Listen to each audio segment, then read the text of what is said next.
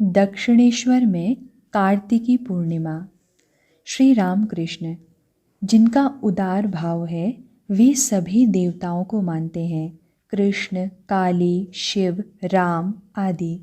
बलराम के पिता, हाँ, जिस प्रकार एक पति अलग अलग पोशाक में। श्री राम कृष्ण, परंतु निष्ठा भक्ति एक चीज़ है। गोपियाँ जब मथुरा में गई तो पगड़ी पहने हुए कृष्ण को देखकर उन्होंने घूंघट कर लिया और कहा, यह कौन है? हमारे पीतांबरधारी मोहन चूड़ा वाले श्री कृष्ण कहाँ हैं? हनुमान की भी निष्ठा भक्ति है। द्वापर युग में द्वारिका में जब आए तो कृष्ण ने रुक्मिणी से कहा, हनुमान राम रूप नहीं देखने से संतुष्ट नहीं होंगे, इसीलिए राम रूप में उन्हें दर्शन दिया। कौन जाने भाई, मेरी यही एक स्थिति है।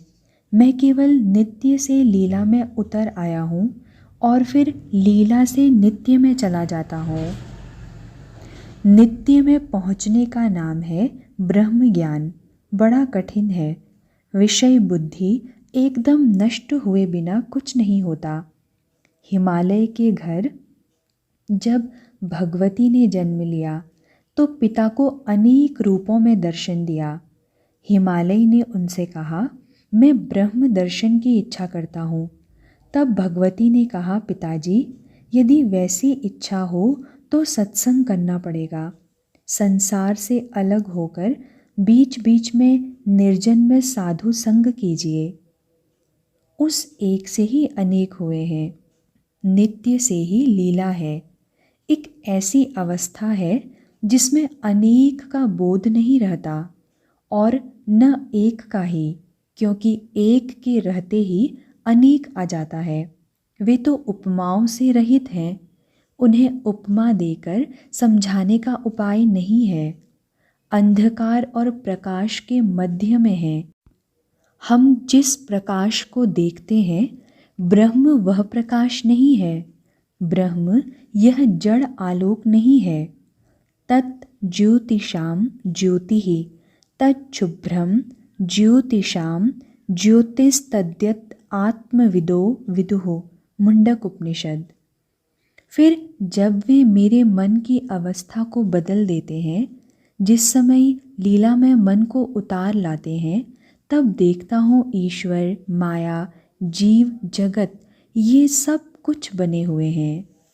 फिर कभी भी दिखाते हैं कि उन्होंने इस सब जीव जगत को बनाया है, जैसे मालिक और उसका बगीचा। वे करता है और उन्हीं का यह सब जीव जगत है। इसी का नाम है ज्ञान। और मैं करने वाला हूँ, मैं गुरु हूँ, मैं पिता हूँ, इसी का नाम है अज्ञान। फिर मेरे हैं ये सब घर द्वार परिवार, इसका नाम भी है अज्ञान। बलराम के पिता, जी हाँ।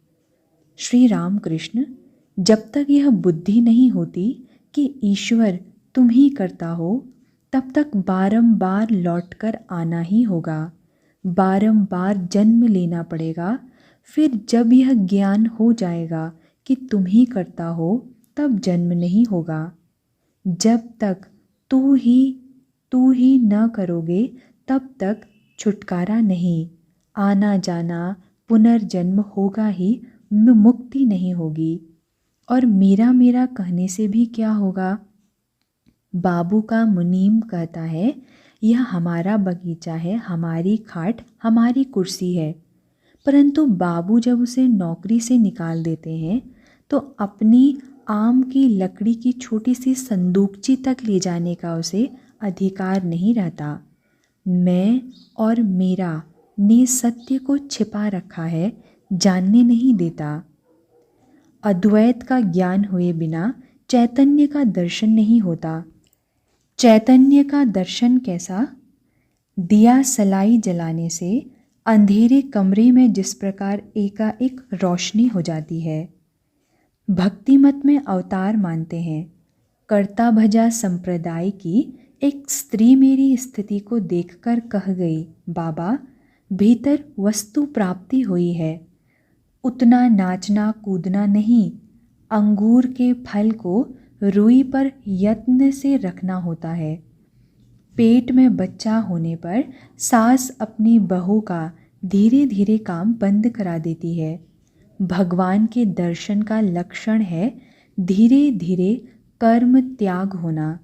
यह मनुष्य श्री रामकृष्ण नर रत्न है। मेरे खाते समय वह कहती थी, बाबा तुम खा रहे हो या किसी को खिला रहे हो?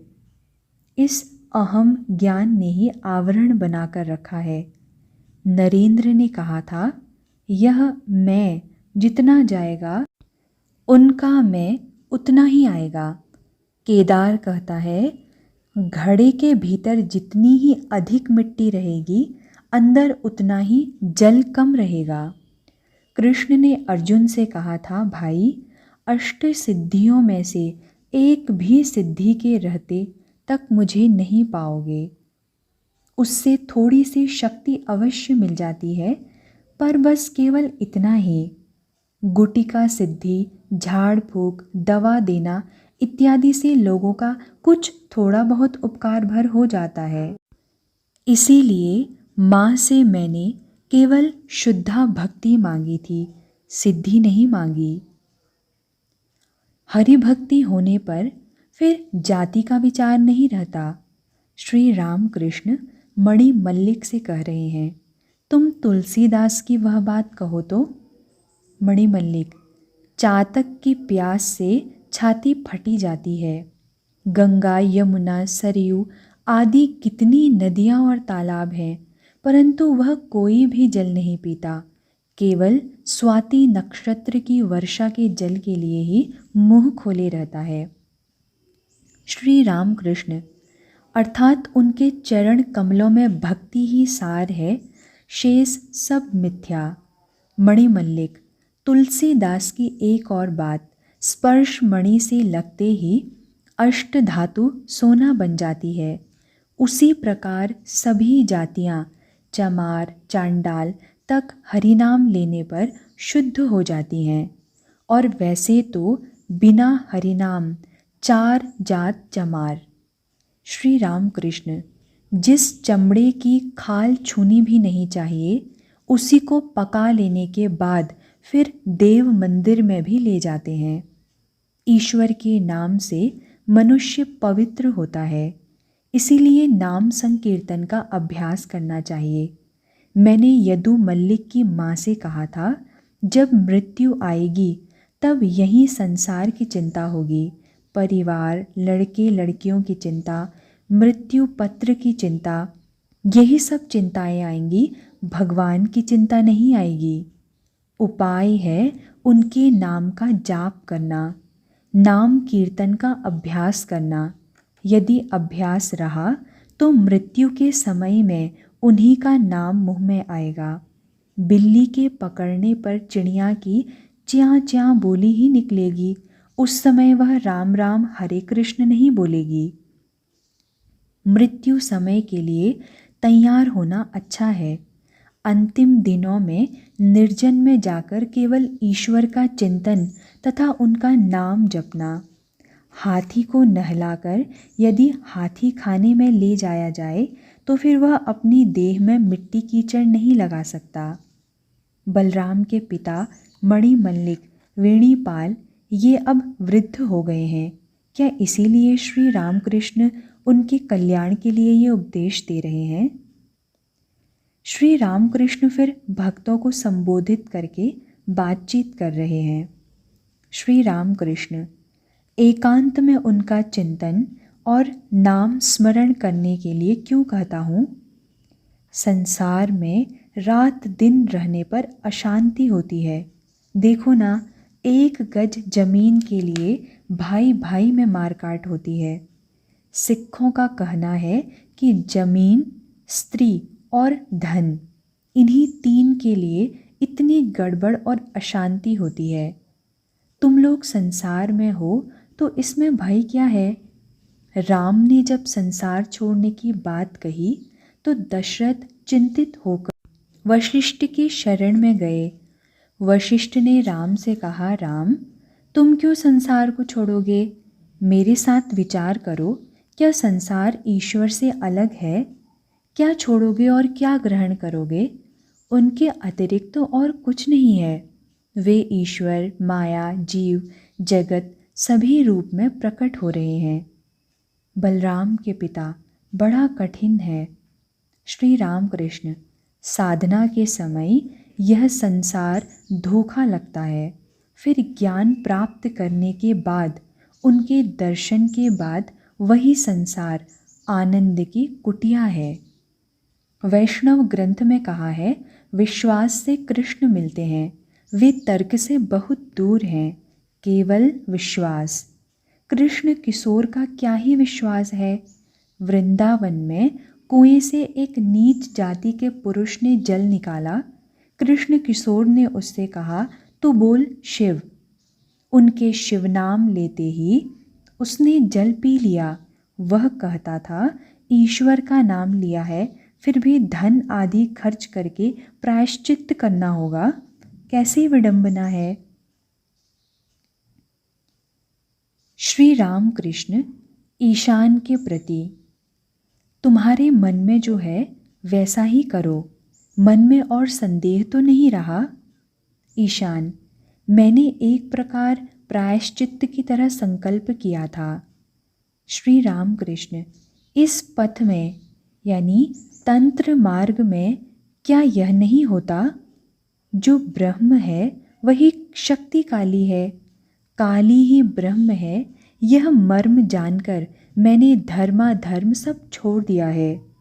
ईशान, चंडी स्तोत्र में है, ब्रह्म ही आद्या शक्ति है, ब्रह्म और शक्ति अभिन्न है। श्री राम कृष्ण, यह मुँह से कहने से ही नहीं होगा, जब धारणा होगी तब ठीक होगा। साधना के बाद चित्त शुद्धि होने पर यथार्थ ज्ञान होगा कि वे ही करता हैं, वे ही मन, प्राण, बुद्धि रूप हैं। मैं केवल यंत्र रूप हूँ। तुम कीचड़ में हाथी को फंसा देते हो, लंगड़े से पहाड़ लंघवाते हो। चित्त शुद्धि होने पर समझ में आएगा, पुरश्चरण आदि कर्म वे ही करवाते हैं, उनका काम वे ही करते हैं। लोग कहते हैं मैं करता हूँ। उनके दर्शन होने पर सभी संदेह मिट जाते हैं। उस समय अनुकूल हवा बहती है।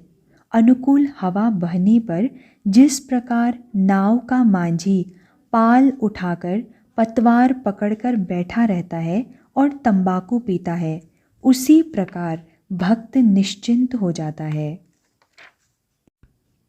सिंदूरिया पार्टी में ब्राह्म भक्तों के प्रति उपदेश। उपासना गृह आज आनंदपूर्ण है। बाहर और भीतर हरे हरे पल्लवों, नाना प्रकार के फूलों और पुष्प मालाओं से सुशोभित हो रहा है। कमरे में भक्तगण बैठे हुए उपासना कब शुरू होगी इसकी प्रतीक्षा कर रहे हैं। उन्हें आज एक विशेष उत्साह है। वहाँ आज श्री रामकृष्ण देव का शुभागमन होगा। केशव, विजय, शिवनाथ आदि ब्रह्म समाज के भक्त नेताओं को श्री रामकृष्ण देव बहुत प्यार करते हैं।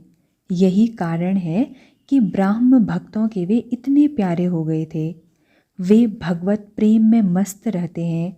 उनका प्रेम, उनका प्रांजल विश्वास, ईश्वर के साथ बालक की तरह उनकी बातचीत, ईश्वर के लिए उनका व्याकुल होकर रोना, माता मानकर स्त्री जाति की पूजा, उनका विषय प्रसंग वर्जन, तैल धारावत सदा ही ईश्वर प्रसंग करते रहना, उनका सर्वधर्म समन्वय और अन्य धर्मों के प्रति लेश मात्र भी द्वेषभाव का न रहना, भगवत भक्तों के लिए उनका रोना, इन सब कारणों से ब्राह्म भक्तों का चित्त उनकी ओर आकर्षित हो चुका था। इसीलिए आज कितने ही भक्त बहुत दूर से उनके दर्शन के लिए आए हुए हैं। उपासना के पूर्व श्री रामकृष्ण, विजय कृष्ण गोस्वामी और दूसरे ब्राह्म भक्तों के साथ प्रसन्नतापूर्वक वार्तालाप कर रहे हैं। समाज गृह में दीप जल चुका है। अब शीघ्र ही उपासना शुरू होगी। श्री रामकृष्ण बोले, क्यों जी, क्या शिवनाथ नहीं आएगा?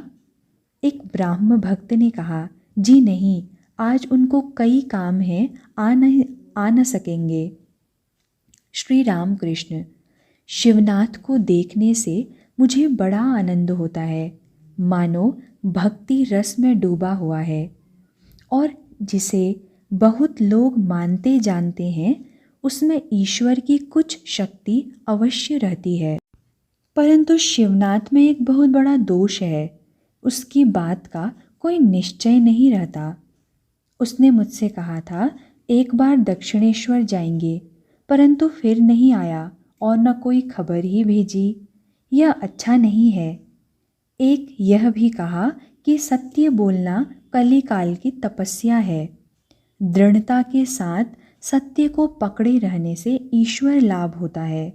सत्य की दृढ़ता के न रहने से क्रमशः सब नष्ट हो जाता है। गृहस्थों के प्रति उपदेश। ब्राह्म भक्त मंडली को संबोधित करके श्री रामकृष्ण ने कहा, निर्लिप्त होकर संसार में रहना कठिन है। प्रताप ने कहा था, महाराज, हमारा वह मत है जो राजर्षि जनक का था। जनक निर्लिप्त होकर संसार में रहते थे, वैसा ही हम लोग भी करेंगे। मैंने कहा, सोचने से ही क्या कोई जनक हो सकता है? राजर्षि जनक को कितनी तपस्या करने के बाद ज्ञान लाभ हुआ था। नतमस्तक और ऊर्ध्व पद होकर उग्र तपस्या में कितना काल व्यतीत करने के बाद भी संसार में लौटे थे। परंतु क्या संसारियों के लिए उपाय नहीं है? हाँ, अवश्य है। कुछ दिन एकांत में साधना करनी पड़ती है, तब भक्ति होती है, तब ज्ञान होता है। इसके बाद जाकर संसार में रहो, फिर कोई दोष नहीं। जब निर्जन में साधना करोगे, उस समय संसार से बिल्कुल अलग रहो। तब स्त्री, पुत्र, कन्या, माता पिता, भाई बहन, आत्मीय, कुटुंब कोई भी पास न रहे। निर्जन में साधना करते समय सोचो, हमारे कोई नहीं है, ईश्वर ही हमारे सर्वस्व हैं, और रो रो कर उनके पास ज्ञान और भक्ति की प्रार्थना करो। यदि कहो कितने दिन संसार छोड़कर निर्जन में रहें, तो इसके लिए यदि एक दिन भी इस तरह रह सको तो वह अच्छा, 3 दिन रहो तो और अच्छा, अथवा 12 दिन, महीने भर, 3 महीने, साल भर, जो जितने दिन रह सके, ज्ञान भक्ति प्राप्त करके संसार में रहने से फिर अधिक भय नहीं रहता। हाथों में तेल लगाकर कटहल काटने से फिर हाथों में उसका दूध नहीं चिपकता। मन दूध की तरह है। मन को अगर संसार रूपी जल में रखो तो दूध पानी से मिल जाएगा। इसीलिए दूध को निर्जन में दही बनाकर उससे मक्खन निकाला जाता है। जब निर्जन में साधना करके मन रूपी दूध से ज्ञान भक्ति रूपी मक्खन निकाला गया, तब वह मक्खन अनायास ही संसार रूपी पानी में रखा जा सकता है। वह मक्खन कभी संसार रूपी जल से मिल नहीं सकता। संसार जल पर निर्लिप्त होकर उतराता रहता है। श्रीयुत विजय अभी अभी गया से लौटे हैं। वहाँ बहुत दिनों तक निर्जन में रहकर वे साधुओं से मिलते रहे थे। इस समय उन्होंने भगवा धारण कर लिया। उनकी अवस्था बड़ी ही सुंदर है। जान पड़ता है सदा ही अंतर्मुख रहते हैं। श्री रामकृष्ण देव के पास सिर झुकाए हुए और मग्न होकर कुछ सोचते हैं। विजय को देखते ही श्री रामकृष्ण ने कहा, विजय, क्या तुमने घर ढूंढ लिया? देखो, 2 साधु विचरण करते हुए एक शहर में आ पहुँचे। आश्चर्यचकित होकर उनमें से एक शहर, बाजार, दुकानें और इमारतें देख रहा था। इसी समय दूसरे से उसकी भेंट हो गई। तब दूसरे साधु ने कहा, तुम दंग होकर शहर देख रहे हो, तुम्हारा डेरा डंडा कहाँ है? पहले साधु ने कहा, मैं पहले घर की खोज करके डेरा डंडा रख ताला लगाकर निश्चिंत होकर निकला हूँ। अब शहर का रंग ढंग देख रहा हूँ, इसीलिए तुमसे मैं पूछ रहा हूँ, क्या तुमने घर ढूंढ लिया? श्री राम कृष्ण विजय से। देखो, शिवनाथ बड़ी उलझन में है। अखबार में लिखना पढ़ना है और भी बहुत से काम उसे करने पड़ते हैं। विषय कर्म ही से अशांति होती है। कितनी चिंताएं आ इकट्ठी होती हैं। श्रीमद् भागवत में है, अवधूत ने 24 गुरुओं में चील को भी एक गुरु बनाया था। एक जगह धीवर मछली मार रहे थे। एक चील झपटकर एक मछली ले गई, परंतु मछली को देखकर करीब 1000 कौवे उसके पीछे लग गए और साथ ही काँव काँव करके बड़ा हल्ला मचाना शुरू कर दिया।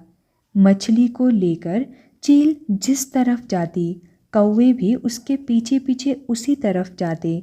चील दक्षिण की ओर गई तो कौवे भी उसी ओर।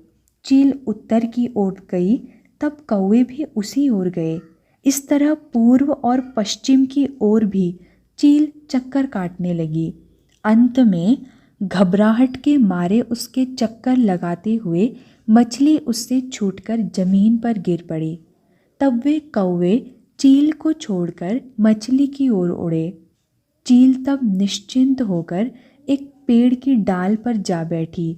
बैठी हुई सोचने लगी, सारे बखेड़े की जड़ यह मछली थी। अब यह मेरे पास नहीं, इसीलिए मैं निश्चिंत हूँ। अवधूत ने चील से यह शिक्षा प्राप्त की कि जब तक मछली साथ रहेगी, अर्थात वासना रहेगी, तब तक कर्म भी रहेगा और कर्म के कारण चिंता और अशांति भी रहेगी। वासना का त्याग होने से ही कर्मों का क्षय हो जाता है और शांति मिलती है। परंतु निष्काम कर्म अच्छा है, उससे अशांति नहीं होती, पर निष्काम कर्म करना बड़ा कठिन है। मनुष्य सोचता है कि मैं निष्काम कर्म कर रहा हूँ, परंतु कहाँ से कामना निकल पड़ती है यह समझ में नहीं आता। यदि पहले की साधना अधिक हो तो उसके बल से कोई कोई निष्काम कर्म कर सकते हैं। ईश्वर दर्शन के बाद निष्काम कर्म अनायास ही किए जा सकते हैं। ईश्वर दर्शन के बाद प्रायः कर्म छूट जाते हैं। दो एक मनुष्य अर्थात नारदादि लोक शिक्षा के लिए कर्म करते हैं। अवधूत की एक आचार्या और थी, मधुमक्खी।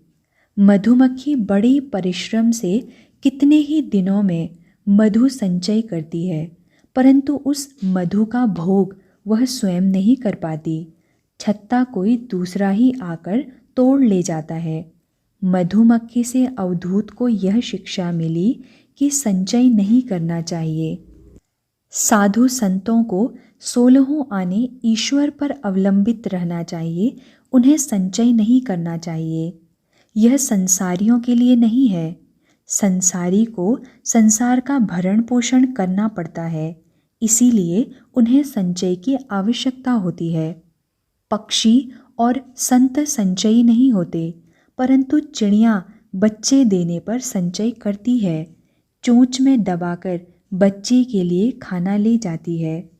देखो विजय, साधु के साथ अगर बोरियां बंधना रहे, कपड़ों की 15 गिहरवाठी गठरी रहे, तो उस पर विश्वास नहीं करना।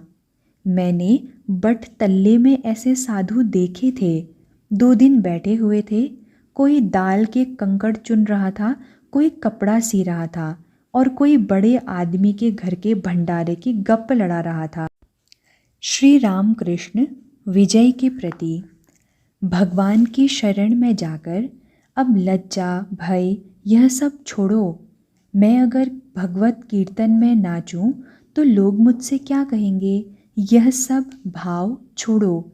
लज्जा, घृणा और भय, इन तीनों में किसी के रहते ईश्वर नहीं मिलते। लज्जा, घृणा, भय, जाति अभिमान, गुप्त रखने की इच्छा, ये सब पाश हैं। इन सब के चले जाने से जीव की मुक्ति होती है। पाशों में जो बंधा हुआ है वह जीव है और उनसे जो मुक्त है वह शिव है। भगवत प्रेम दुर्लभ वस्तु है। पहले पहल पति के प्रति पत्नी की जैसी निष्ठा होती है, वैसी ही यदि ईश्वर के प्रति हो तो वो ही भक्ति होती है। शुद्धा भक्ति का होना बड़ा कठिन है। भक्ति द्वारा मन और प्राण ईश्वर में लय हो जाते हैं। इसके बाद भाव होता है। भाव में मनुष्य निर्वाक हो जाता है, वायु स्थिर हो जाती है। कुंभक आप ही आप होता है। जैसे बंदूक दागते गोली चलाने वाला मनुष्य निर्वाक हो जाता है और उसकी वायु स्थिर हो जाती है। प्रेम का होना बड़ी ही दूर की बात है। प्रेम चैतन्य देव को हुआ था। ईश्वर पर जब प्रेम होता है तब बाहर की चीज़ें भूल जाती हैं। संसार भूल जाता है। अपना शरीर जो इतना प्यारा है वह भी भूल जाता है। यह कहकर श्री रामकृष्ण फिर गाने लगे, जिसका भावार्थ है, नहीं मालूम कब वह दिन होगा जब हरि नाम कहते हुए मेरी आँखों से धारा बह चलेगी, संसार वासना दूर हो जाएगी, शरीर पुलकित हो जाएगा। भाव के होने पर वायु स्थिर हो जाती है। अर्जुन ने जब लक्ष्य भेद किया तब उनकी दृष्टि मछली की आँख पर ही थी, किसी दूसरी ओर नहीं। यहाँ तक कि आँख के सिवाय कोई दूसरा अंग उन्हें दिख ही नहीं पड़ा। ऐसी अवस्था में वायु स्थिर होती है। ईश्वर दर्शन का एक लक्षण यह है कि भीतर से महावायु घर घराती हुई सिर की ओर जाती है, तब समाधि होती है, भगवान के दर्शन होते हैं। जो पंडित मात्र हैं किंतु ईश्वर पर जिनकी भक्ति नहीं है, उनकी बातें उलझनदार होती हैं। सामाध्यायी नाम के एक पंडित ने कहा था, ईश्वर नीरस है, तुम लोग अपनी भक्ति और प्रेम के द्वारा उसे सरस कर लो। जिन्हें वेदों ने रस स्वरूप कहा है, उन्हें नीरस बतलाता है। इससे ज्ञात होता है कि वह मनुष्य नहीं जानता ईश्वर कौन सी वस्तु है, इसीलिए उसकी बातें इतनी उलझनदार हैं। एक ने कहा था, मेरे मामा के यहाँ घोड़ों की एक बड़ी गौशाला है। उसकी इस बात से समझना चाहिए कि घोड़ा एक भी नहीं है, क्योंकि घोड़े कभी गौशाला में नहीं रहते। किसी को ऐश्वर्य का, वैभव, सम्मान, पद आदि का अहंकार होता है। यह सब 2 दिन के लिए है, साथ कुछ भी नहीं जाएगा।